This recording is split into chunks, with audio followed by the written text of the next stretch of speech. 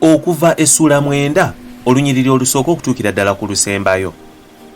Mukama n'agamba Musa nti, ingira eri Falaawo omugambe nti, bw'ati bw'ayogera Mukama Katonda w'Abaebbulaniya nti, leka abantu bange bampeereze, naye mw'onoogaana okubaleka okugenda, laba omukono gwa Mukama gulireeta nsotoka omuzibu ennyo ku magana ge agali ku ttale, ku mbalaasi, ku ndogoyi, ku ŋŋamira, ku nte ne ku ndiga.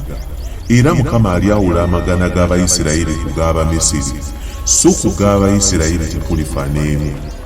Mukama n'assaawo ekiseera ng'ayogera nti, enkya lwe nnaakola ekyo mu nsi. Mukama n'akola ekyo bwe bwakyenkya.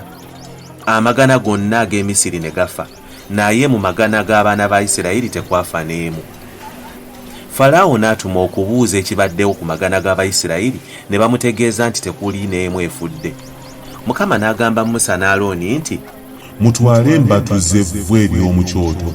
Musa alimanse waggulu nga Falaawo alaba. Lirifuumuuka ng'enfuufu mu nsi ey'Emisiri, ne lireeta amayute ku bantu ne ku nsolo mu nsi yonna ey'Emisiri, era amayute ago galyabika ne gafuuka amabwa. Ne batwala evvu ery'omu kyoto ne bayimirira mu maaso ga Falaawo. Musa n'alimansa waggulu, ne lireeta ku bantu ne ku nsolo amayute agaayabika ne gafuuka amabwa.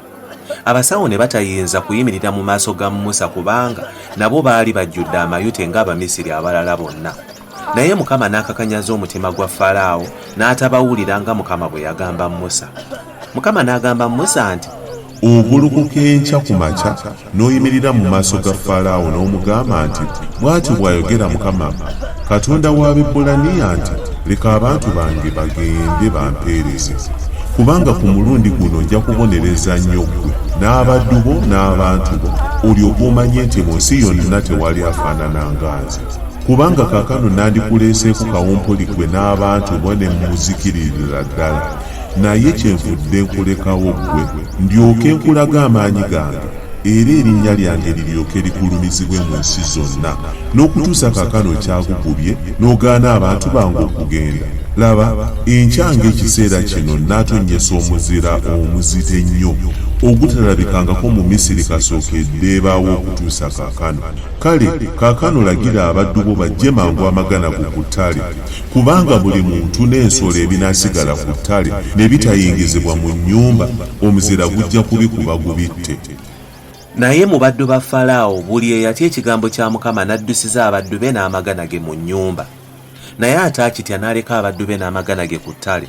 Mukama n'agamba Musa nti, golola omukono gwe eri eggulu, omuzira gugwe ku nsi yonna ey'Emisiri, ku muntu ne ku nsolo, ku nsuku ne ku bimera byonna eby'omu nnimiro.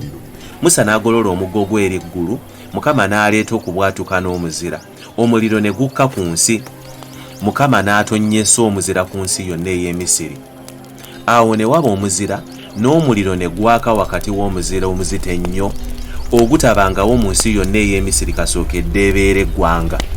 Omuzira ne gugwa ku nsi yonna ey'Emisiri ne gukuba buli ekyali ku ttale, omuntu, ensolo, omuddo, ne gumenya n'emiti. Mu nsi ey'e Goseni mwokka abaana ba Isirayiri mwe baali, mwe mutaali muzira. Falaawo n'atumya Musa ne Alooni n'abagamba nti, nnyonoonya omulundi guno, Mukama ye mutuukirivu, nze n'abantu bange tuli babi. Kale musabe Mukama akomye okubwatuka okw'amaanyi n'omuzira, kubanga ebyo bimmaze, nange nnaabaleka mugende mangu.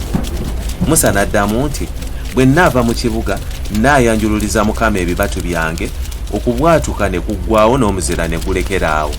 Olyoke omanye ng'ensi ya Mukama, naye mmanyi nga ggwe n'abaddu bo temunnaba kutya Mukama Katonda.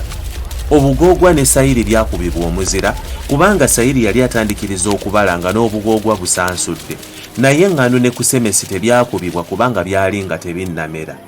Musa bwe yava mu kibuga awaali Falaawo, n'ayanjululiza Mukama ebibatu bye, okubwatuka n'omuzira ne biggwaawo, n'enkuba n'eteeyongera kutonnya ku nsi. Falaawo bwe yalaba ng'enkuba n'omuzira n'okubwatuka biweddewo, ne yeeyongera okwonoona, n'akakanyaza omutima gwe ye n'abaddu be.